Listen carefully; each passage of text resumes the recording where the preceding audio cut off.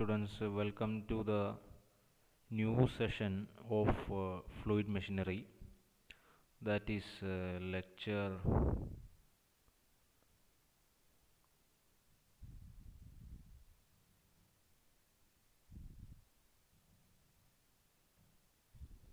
that is lecture 5.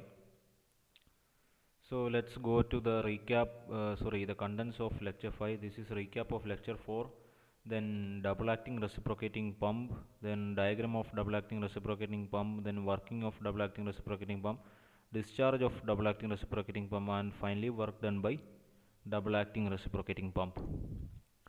So what are there in the recap of lecture 4? That is, we learned the discharge through a single acting reciprocating pump. Then what is the discharge through a single acting reciprocating pump? That is LAN by 60, LAN by 60. I think you remember that. Then we learned the weight of water lifted per second by a single acting reciprocating pump. Then we also learned the work done per second in a single acting reciprocating pump. Then we learned about slip in a single acting reciprocating. What is slip? Slip is the difference between Q theoretical and Q actual. Now we also learned the negative slip. How to find out percentage slip? It is Q actual minus Q theoretical by Q actual into 100. Then what is negative slip? It is when the slip becomes negative. That is when the actual actual discharge becomes greater than the theoretical discharge, then negative slip occurs. This all we learned in lecture 4.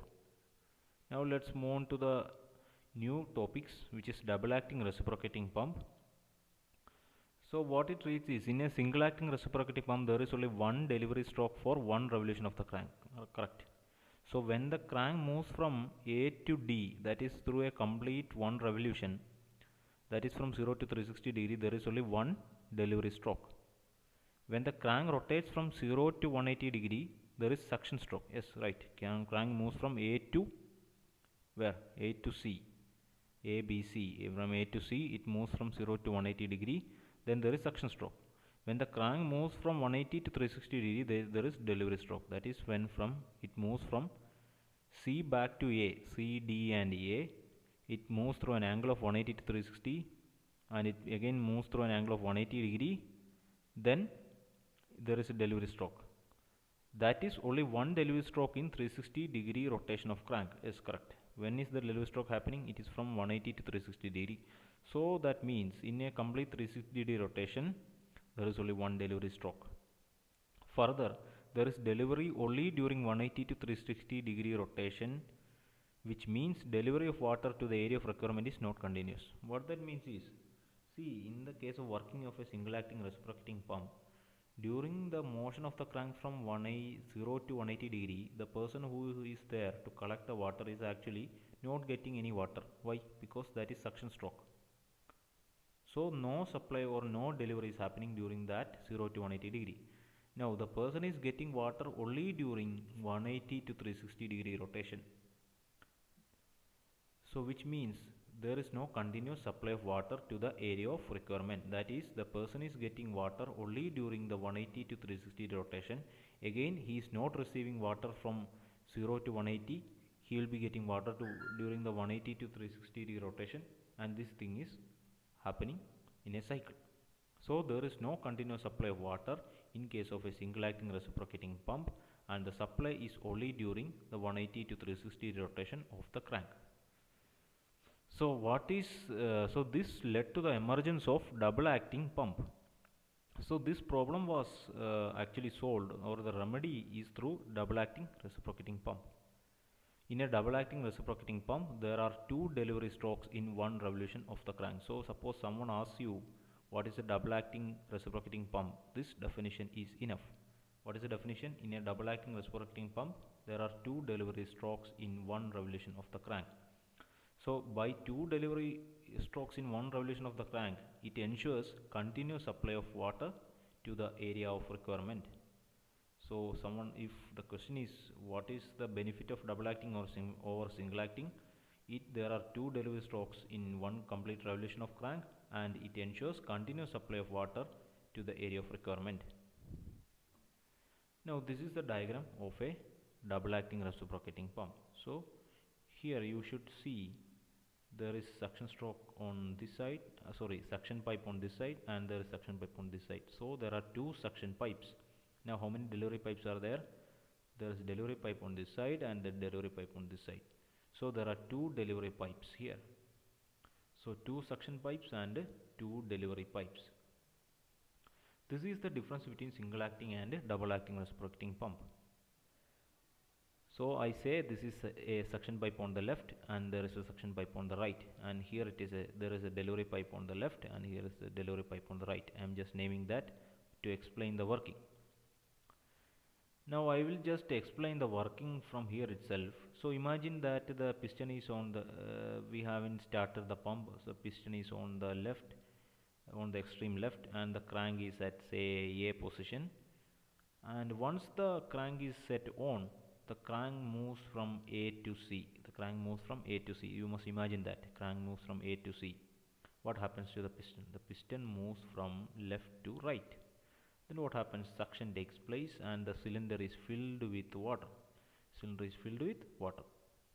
Then the crank moves from C to D. When it moves from C to D, the piston moves from right to left, and the water is forced through this delivery valve and it is pushed here. Okay, now we should give focus on that movement when the piston moves from right to left or the crank moves from C to D. What happens when the water is pushed through this delivery valve and it is moved here? What happens to this area? What happens in this area? A suction takes place. A suction takes place. Suction takes place means during the motion of the piston from right to left, through this suction pipe on the right, the water moves up and it fills the cylinder. It fills the gap here. It fills the gap here, and the water is pushed here. Now what happens during the motion of the piston from left to right? That is again during the suction stroke. Again during the suction stroke, this piston moves back, but what happens to the water here? The water is pushed, pressurized, delivery valve is opened and it is given this side. And during that stroke itself, what is happening here in the left pipe, suction pipe, this valve opens, the water comes up and fills here. So during the suction, that is from A to C, there is discharge or delivery, and during the next stroke, what happens? The water that got filled here would be again pushed, pressurized, and this delivery valve will be open, and again the water will be given to the area of requirement. So that means during the motion from A to C as well as from C to D, there is delivery. From A to C, what is happening? The water is being pushed. The water that is filled here is pushed through the delivery valve and it is given. And from C to D, the water that was filled here, that is when the piston is from the extreme right, water that was filled here will be pushed, and through this delivery valve it will be delivered. So that is the benefit of this double acting reciprocating pump. Okay, I think you have understood. I will say once again. Initially, where is it? Initially, when the pump is not on, imagine that. Let's think that there is no water here. When the pump is on, the crank moves from A to C.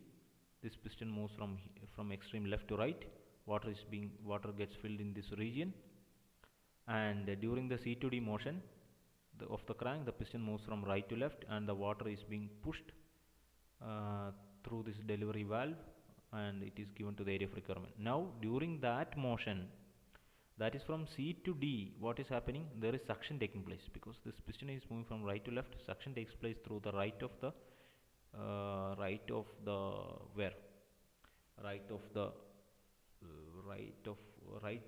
suction pipe on the right side, and the water is getting filled in this region. So there is delivery as well as suction happening. Now during the motion from the right to left or the crank rotation from C to D, this water is being pushed through the discharge valve, and there is suction taking place and it is getting filled here, and it is getting filled here, and during the next stroke, return stroke, this water will be pushed through this delivery valve and it will be given. So continuous supply is happening in the case of a double acting reciprocating pump. So let's go to the working. Unlike the single acting reciprocating pump, the double acting pump has two suction pipes and two delivery pipes.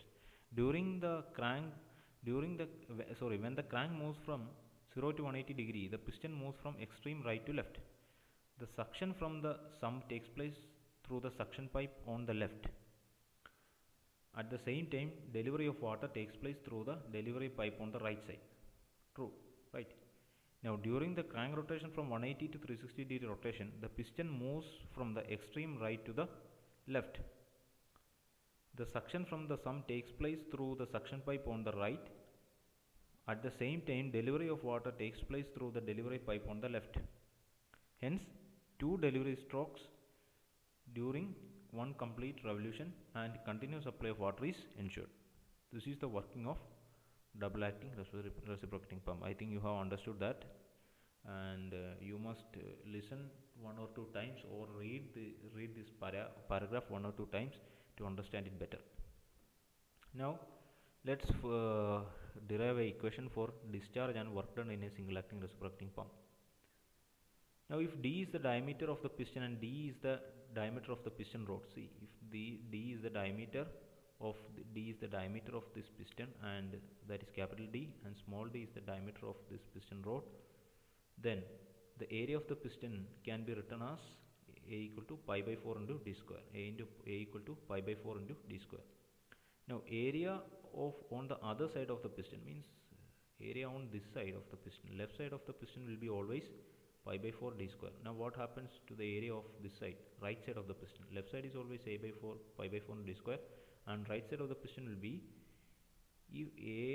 pi by 4 into D square minus what? Minus the area of this piston rod. What is the area of this piston rod? Which is pi by 4 into small d square. That is written here. The area on the other side of the piston, where the piston rod is connected, to the piston is pi by 4 into d square minus pi by 4 into small d square. This pi by 4 can be taken common and bracket d square minus small d square. Now, what is the volume of the water discharged or delivered by this pump during one revolution of the crank? So one revolution of the crank, what will be the volume? The volume will be discharged will be equal to the volume discharged from the left side of the cylinder of the piston as well as from the right side. The sum will be the total volume. So that is equal to, volume of the water will be equal to area into the area on the left side into the stroke length plus the area on the right side of the piston into stroke length. So that will be area into L plus the area A1, which is the lesser area into L. So A can be taken common and A plus A1 into L. So what is this capital A? That is pi by 4 into D square plus what is this small a, which is the lesser area is pi by 4 into bracket capital D square minus small d square into the L. So discharge of pump per second. Or discharge, we need to speak only discharge because it is volume per second. So discharge of the pump is the volume of the water delivered in one revolution into number of revolutions per second. Volume of the water in one revolution into number of revolutions per second, and that will be equal to pi by 4. Now what is the number of revolutions per second? It is n by 60 because n is the RPM of the crank, so n by 60 is the revolution per second.